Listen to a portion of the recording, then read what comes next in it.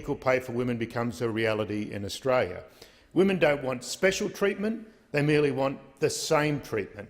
It's no argument that women's work is mostly in what some call feminised industries and that somehow that work is easier. We know that is rubbish. I know how hard women in the so-called feminised caring industries work. My mum was a nurse. She worked harder than most men, I would suggest. She had 10 children to look after and was a single mum for most of that time. When she was at home, it was difficult, and then she had patients to look after when she was at work, patients who relied on her care to get well and get back to their own families and their own jobs. And in her first career, my wife was a social worker working in child protection. So I know how hard she worked helping families who were in crisis, and on many significant days of the year, many Christmases and the like, New Year, when most families were spending time together, Lee was working, looking out for other people's loved ones, and sadly for those who nobody loved.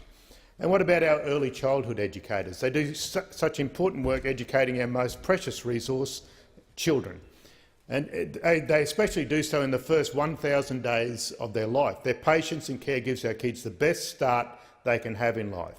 And the carers who look after our elderly family members, who not only give them care but precious dignity in their later years in life. In all of these industries, the workers are mostly women. Now, these workers deserve recognition for the valuable work they do, and obviously the best way, what is the most obvious form of recognition? Pay. So I'm very happy to support the member for Sydney's motion. Workers in these sectors are caring. That is the nature of what they do.